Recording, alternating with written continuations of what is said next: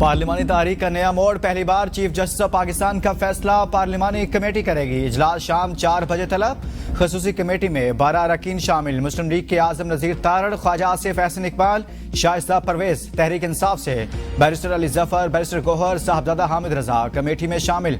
Peoples party के राजा परवेज अशरफ, नवीद कमर, Farooq H Naik भी पार्लिमानी committee का हिस्सा।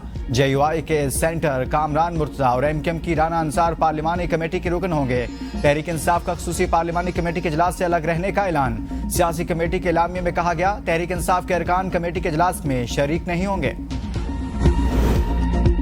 पीटे इंट्रा पार्टी इलेक्शन केस की समाअत में अमर सिंह निसार दुरानी की सरबराही में 4 रुकनी कमीशन ने समाअत की। Chairman PTA barrister Gohar Akbar S Babar Naveed Anjum commission के सामने पेश कि आपने भी इंट्रा पार्टी इलेक्शन कराया है। मेंबर KP का अकबर एस बाबर से इस्तफसार, हमने कोई इंट्रा पार्टी इलेक्शन नहीं कराया। अकबर एस बाबर का जवाब। बैरिस्टर गोहर का कहना था कि हाईकोर्ट ने इलेक्शन कमीशन को फाइनल ऑर्डर करने से रोका है।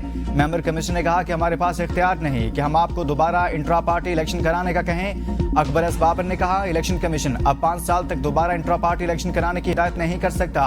मेंबर KP और बैरिस्टर गोहर के दरमियान पश्तो में मुकालमा। इलेक्शन कमीशन की तहरीक इंसाफ को जवाब जमा कराने की हिदायत। केस की समाअत 14 नवंबर तक मुलतवी।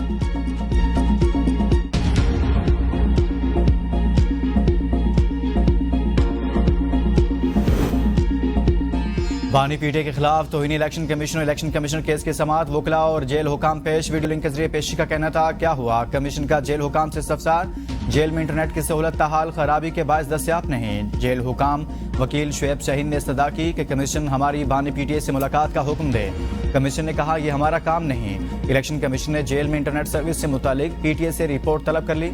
समाअत 5 नवंबर तक मुलतवी।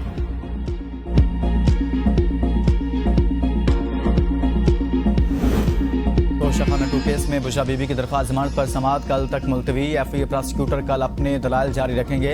इस्लामाबाद हाई कोर्ट वकील सलमान सफ्तर ने दलाइल में कहा कि 7 मई 2021 को सऊदी वली अहद से बल्गारी सेट का तोहफा मिला। प्रोसिक्यूशन के मुताबिक तोहफों के हवाले से काबीना डिवीजन को आगाह किया गया, लेकिन जमा नहीं करवाए गए। जस्टिस मियां गुल हसन औरंगजेब ने इस्तफसार किया कि रूल्स के मुताबिक प्राइवेट प्राइजेस का क्या किरदार है। रूल्स में तो कीमत का तयन करने वाले प्राइवेट शख्स का कोई जिक्र नहीं। सलमान सफ्तर का जवाब कहा, रूल्स के मुताबिक 30,000 रुपए तक का तोहफा बगैर अदायगी हासिल किया जा सकता है। 30,000 से ज्यादा के तोहफे को 50% रकम देकर हासिल किया जा सकता है।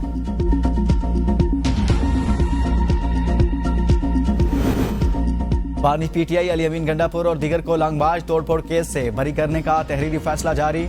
जुडिशल मजिस्ट्रेट शहजाद खान ने 3 सफ़ात पर मुश्तमिल हुक्मनामा जारी कर दिया। हुक्मनामे में कहा गया कि अदालत ने केस के रिकॉर्ड का बखूबी जायजा लिया। जुर्म में यकसा किरदार जैसा इल्जाम लगाने का मतलब प्रोसिक्यूशन का केस कमजोर है।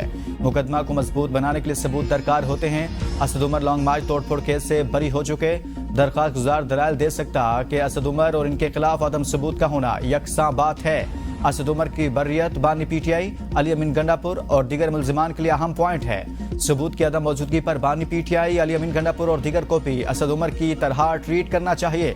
हुक्मनामे में मजीद कहा गया कि बराह रास्त सबूत भी मौजूद नहीं, जिससे बानी PTI अली अमीन गंडापुर और दीगर पर जुर्म साबित हो सके। कॉल डेटा रिकॉर्ड भी मौजूद नहीं। शरीक मुल्जिमान का बयान ना ही गवाह सामने आए। असद उमर की बरियत को प्रोसिक्यूशन ने चैलेंज भी नहीं किया।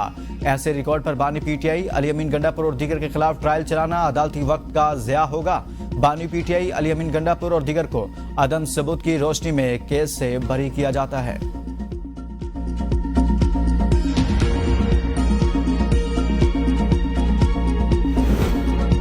सीनियर तरीन जज को चीफ जस्टिस न बनाया गया तो फिर सड़कों पर निकलेंगे। वज़ीर आला खैबर पख्तूनख्वा अली अमीन गंडापुर का बड़ा ऐलान।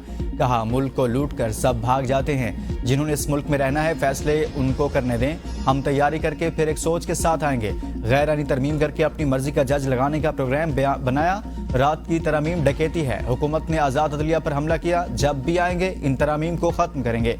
मुशीर इत्तलात खैबर पख्तूनख्वा बैरिस्टर सैफ का कहना है, एक बड़े सूबे की नुमाइंदगी के बगैर तरमीम करना सबसे बड़ा सवालिया निशान है। सूबाई हुकूमत इसकी पुरजोर मजम्मत करती है। इसके खिलाफ कानूनी चाराजोई भी करेगी। ज़मीर फरोशों को निशान इबरत बनाएंगे। वज़ीर आज़म के ज़ेर सदारत गजा, फ़लस्तीन और लबनान भेजी जाने वाली इमदाद के हवाले से जायज़ा इजलास। वज़ीर-ए-आज़म की लबनान और गजा के लिए इमदादी सामान के 2 हवाई जहाज फौरी तौर पर तैयार करने की हिदायत। कहा ज़मीनी रास्ते से भी ट्रकों के जरिए इमदादी सामान रवाना किया जाए। इस बात को यकीनी बनाया जाए कि इमदाद मुस्तहकीन तक पहुँचे। अवाम फ़लस्तीन और लबनानी बहन भाइयों की मदद में हुकूमत का साथ दें। शहबाज शेख के वज़ीर-ए-आज़म रिलीफ फंड बराए गजा और लबनान के हवाले से भरपूर आगाही मुहिम चलाने की हिदायत।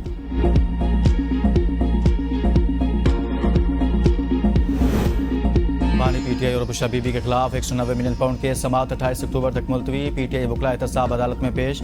वकील का कहना था कि जेल में सिक्योरिटी के हवाले से नोटिफिकेशन में तोसी होगी। समाअत अडाला जेल में नहीं हो सकती।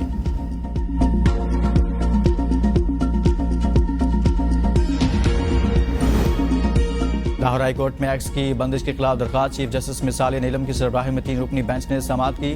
चीफ जस्टिस ने रिमार्क दिए कि 26 में आनी तरमीम आ चुकी। दरख्वास्त गुजार से इस्तदा है, बाहर कोई बात कर सकता है, ना ही सवाल उठा सकता है। चीफ जस्टिस ने इस्तफसार किया कि क्या सोशल मीडिया ऐप्स पर कोई पाबंदी है। वज़ारत दाखिला की जानिब से एक्स पर पाबंदी का नोटिफिकेशन मौजूद है। वकील वफाकी हुकूमत अदालत ने समाअत गैर मुअय्यना मुद्दत के लिए मुलतवी कर दी।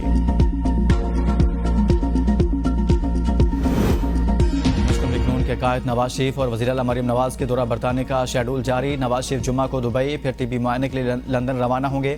लंदन में 2 रोज़ क़याम के बाद नवाज शरीफ अमेरिका का दौरा करेंगे। मरीम नवाज नवंबर के पहले हफ्ते में लंदन पहुंचेंगी। वालिद के हमरा यूरोप का दौरा करेंगी।